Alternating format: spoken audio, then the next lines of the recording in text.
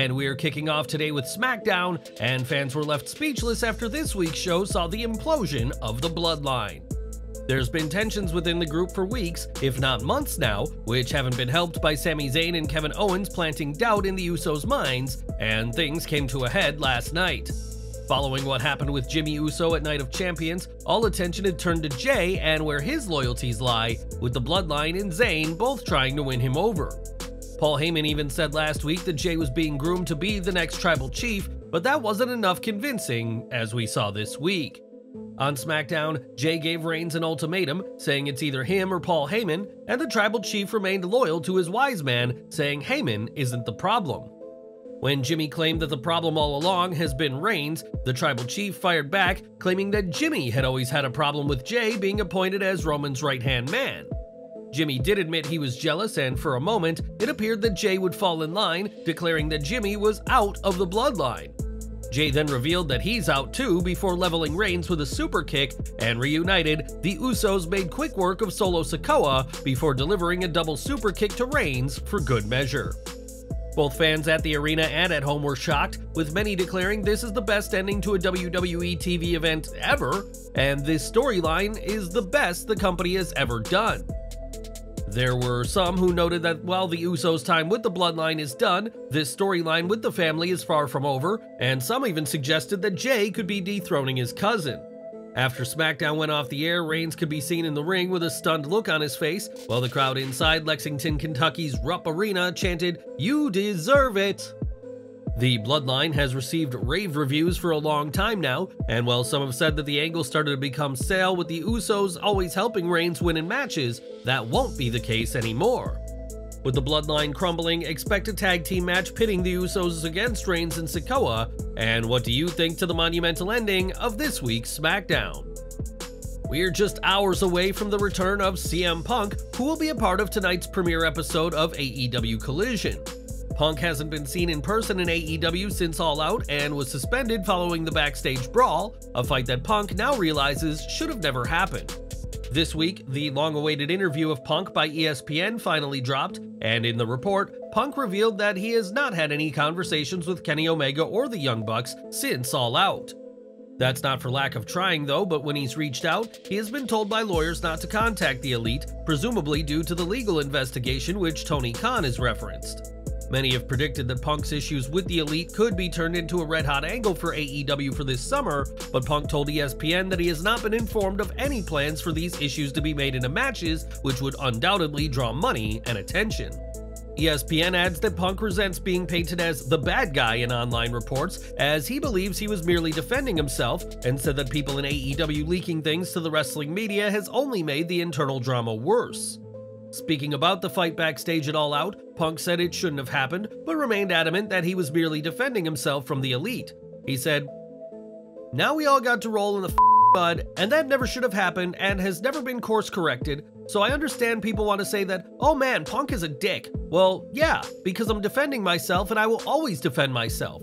I'm open to having a full-blown sit-down powwow discussion with everybody about it, but it hasn't happened yet, and it's not because of my lack of trying."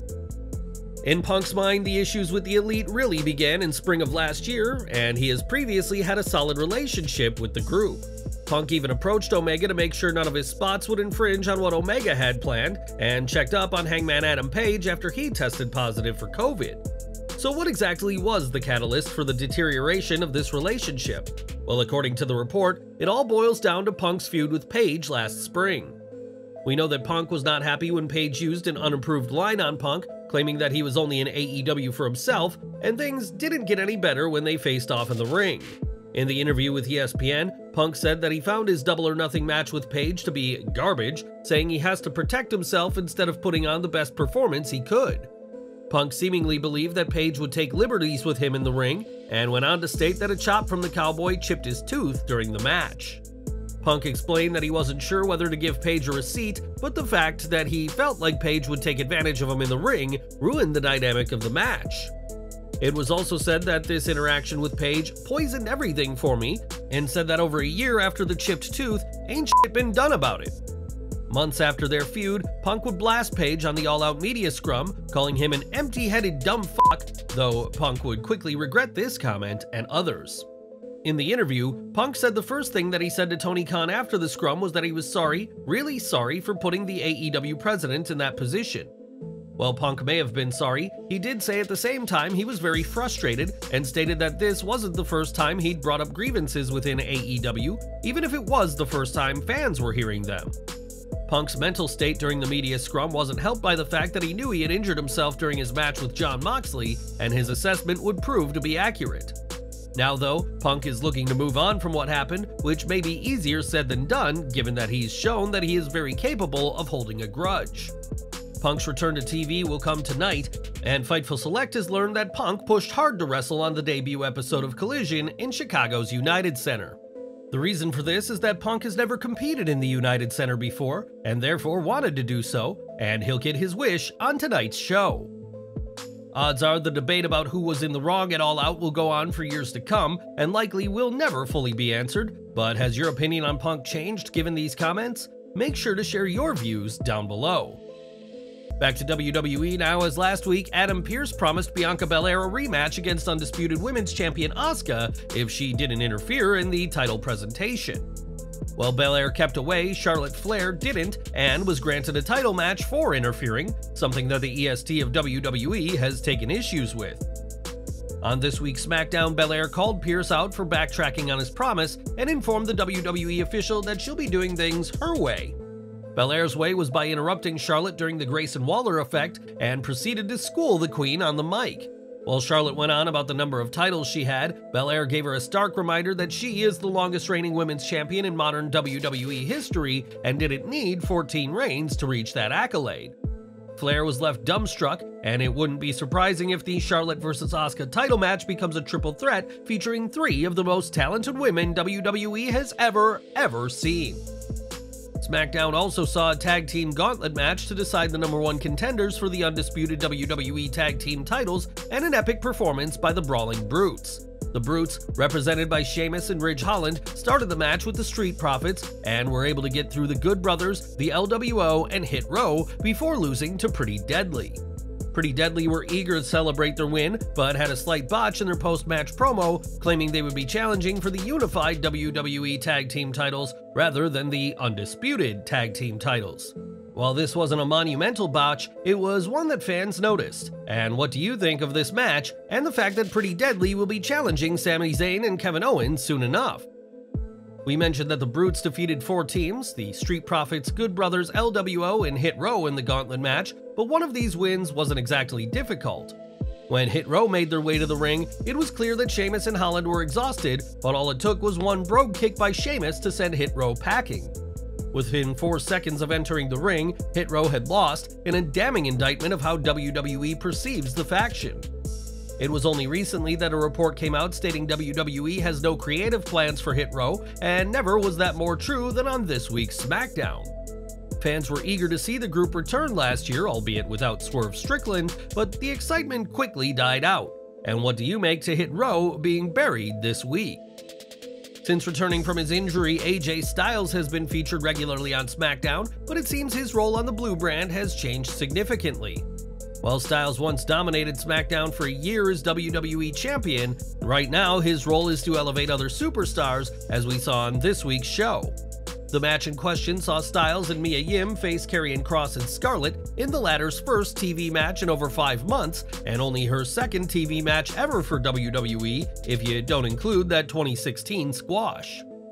Just like earlier this year, Scarlett and Kross got the victory, and there was a fun spot where Styles fended off the incredibly attracted Scarlett by removing his glove and showing his wedding ring. While Kross and Scarlett got the win, the former NXT champion hasn't done all that much of note since returning to WWE, and it remains to be seen what plans WWE have for the pair. Karrion, Kross, and Scarlett have been a thorn in the side of AJ Styles and got the better of him yet again on SmackDown. And what do you make to how WWE is treating the Phenomenal One? In January, Jerry Lawler suffered a stroke in his home that resulted in the WWE Hall of Famer undergoing surgery. Lawler, who suffered partial paralysis due to the stroke, recently underwent another surgery, but his recovery isn't going as smoothly as initially hoped. While speaking on Storytime, pro wrestling veteran Dutch Mantel spoke about Jerry Lawler's condition after the stroke.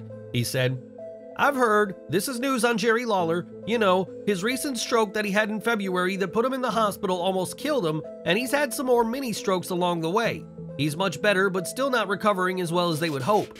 He has trouble finishing sentences. I mean, he talks well, his voice has changed somewhat, he talks, but when he gets to the end of a sentence, he starts searching for words to end the sentence and he gets frustrated. He's an artist, but he's having trouble with his right hand. I think he had it on strokes are odd on the left side of his body. It affects the other side, so I think he had it on his left side. He's right-handed. He has trouble now doing his art, which is really frustrating him because he was, and still is probably, a tremendous artist, but he is not where he needs to be. That's why he wasn't live at WrestleMania. He wasn't cleared to travel. I'm gonna say that I think we've seen him on his last Raw. If there is any, and I hope I'm wrong, but if there's any indication that he may not be able to do it, if there's like a 5% chance that something might happen, he's not doing it, because if something happened on Raw, can you imagine how badly Raw would get roasted for having him on there after having those strokes? Jerry, we have the same birthday, same year, same day. I say that all the time. I used to call him my cosmic brother, but I hope he gets better and I hope he's okay. The last time we saw Lawler in WWE, it was at the 2023 Hall of Fame ceremony, but his induction of Andy Kaufman was done remotely from his home, and we're continuing to wish the King a speedy recovery.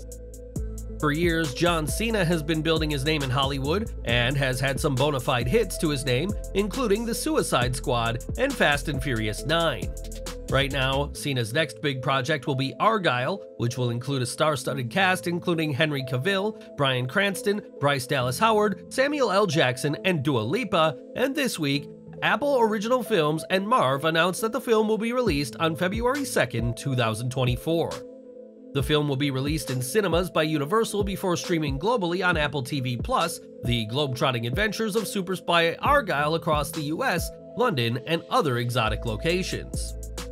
Argylle will be just one of many major films for Cena, who is also going to be in Heads of State and Greta Gerwig's much-anticipated Barbie movie, so we'll have to see what's next for Big Match John on the silver screen. And we're ending today with WWE, whose contracts with the USA Network and Fox will expire next year. There has been a lot of talk about who could be hosting WWE content after that, with Amazon, Disney, and even AEW's partner Warner Bros. Discovery all being discussed, but WWE may be wise to make a deal soon. The Wrestling Observer noted that WWE's new television rights deals could actually hurt the company's stock price, as if the deal is for under $705 million, the stock will be hurt as a result. It also was confirmed that WWE wants to boost the ratings of NXT by including main roster talent on the Gold brand, with the belief that higher ratings will mean interested parties will pay more for WWE programming. WWE has over a year before their current rights deals with USA and Fox expire, but uncertainty is never good for stock, and right now, there's a lot of uncertainty about the future of WWE programming.